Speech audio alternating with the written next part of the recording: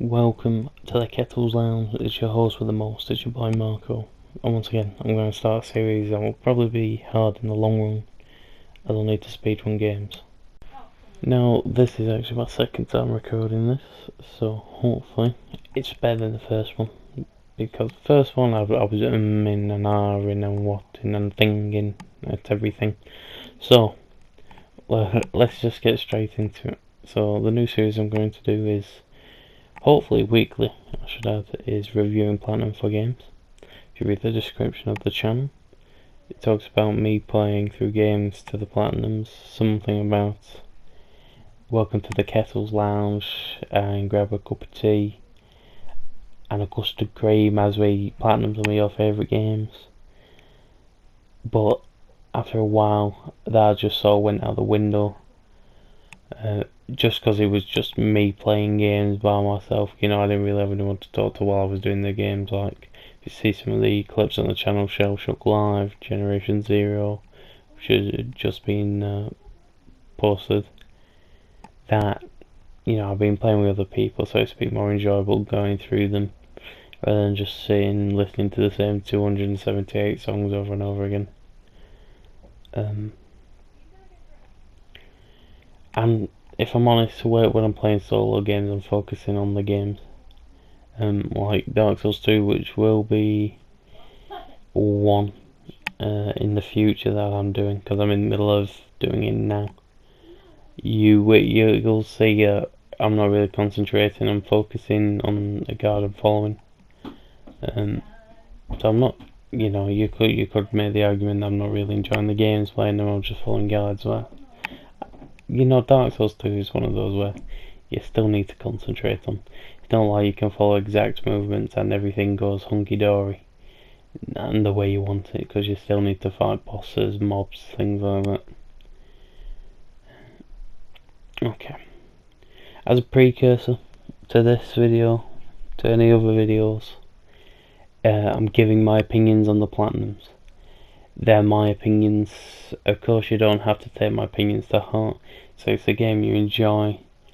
Like the game that I'm showcasing right now, Need for Speed, always been getting to me. And I do have a few things to say about that when I do get to it. But for now, all I can say is just understand where I'm coming from. Look at. Just know I've played it enough to... Well, maybe some games I haven't played enough. But Dark Souls 2 I've got about 150 hours in, So it's one of those where I think I have enough culpability to talk about it. It's one of the other things for trophy websites like PowerPicks, PSN Trophies, or PlayStation Trophies.org. Whenever you're doing polls for difficulty, for length, for things like that, it says you should have at least, a moderate playtime in the game. And that's what this series basically is. It's giving you my experiences on the Platinum, what I think of it, my opinions, whatnot. Okay, so enough with the long introductions. Let's go on to today's 3 games. I'm doing 3 games today. They're all short ones. Will take about 2 hours to do all 3. And for the first one, we have Slyde. Now, Slyde is one of those Platinums, so it could be difficult if your puzzle solving skills, aren't particularly good, and or you're not following a guide. It's definitely the shortest Platinum on PlayStation if you are following a guide, and can be done at its fastest. It could be done faster, but from my knowledge, at its fastest can be done in 6 seconds. I think most people do it more than 6, 10 to 20, or if you're not using a guide, it could be longer. All trophies can be done on one puzzle board, so it's one of those pictures or puzzles where you have one square missing and all the picture pieces are shuffled, and you have to put them all to make a correct picture. But the one thing that makes it easy is that the puzzle never changes. And what I mean by this is, because that's a mistruth. I'm going to say it's not exactly a lie, but it's not exactly the truth either, because the starting position of the puzzle always changes. Well, I don't know, chance it doesn't change, but it'll always change. But depending on where that starting position is, depends on what the puzzle is like. Say if it's in top left, that puzzle will always be the same. Bottom left puzzle always the same. And for the other corners.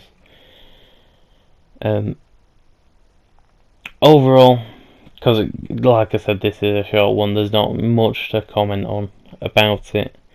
Overall, I'd give it a 0.5 out of 10 on my little script that I'm totally following. I'd put a 0 out of 10 of difficulty with a guide. I should add, with a guide.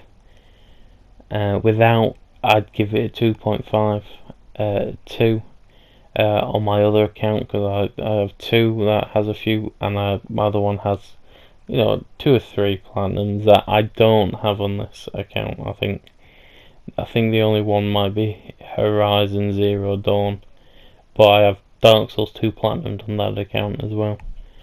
And it's not easy without the guide. Overall, I'd give it a 1 out of 10 as a platinum in general.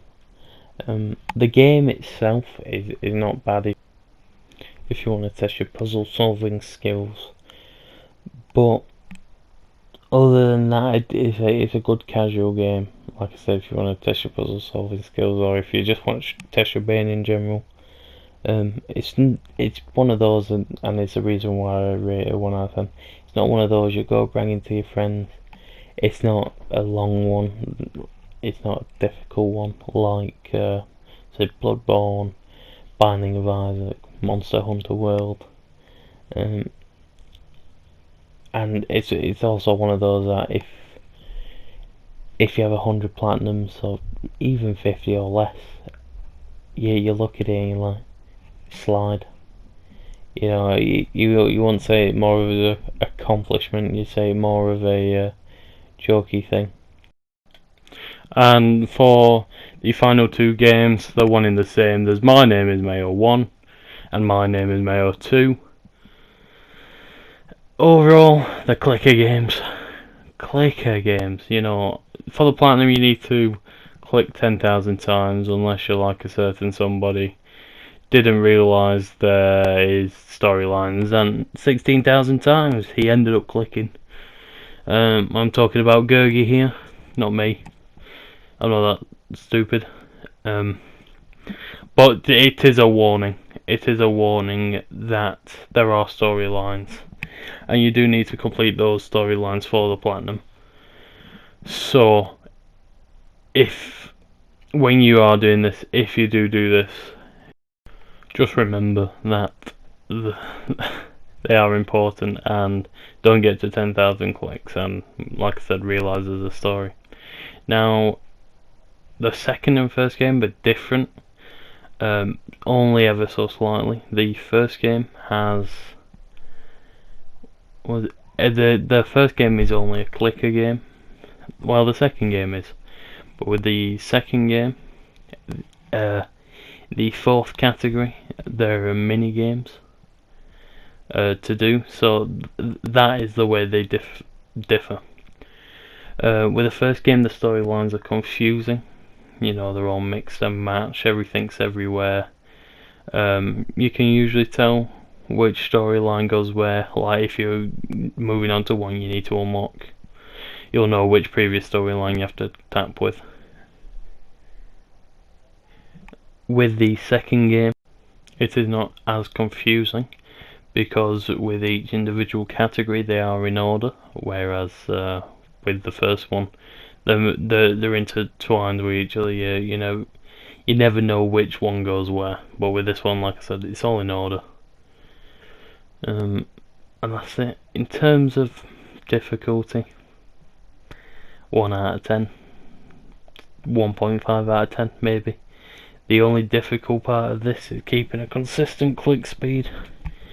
And it hurts your arm clicking 10,000 times. If you click 20,000, if you do both, hurts even more.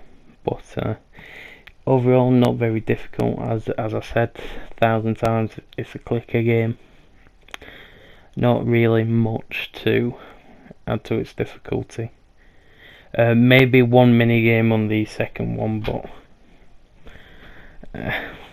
as a platinum, like Slyde, I'd rate it a 1 out of 10. These are not games where you'd, particularly show off to people. You're like, oh my word, I've done this. Can you do this? It's not something like Bloodborne, like Binding of Isaac, Monster Hunter World, things like that where it takes skill. So yeah, 1 out of 10. Similarly to Slyde, it's not really a platinum worth being overly excited at showing off.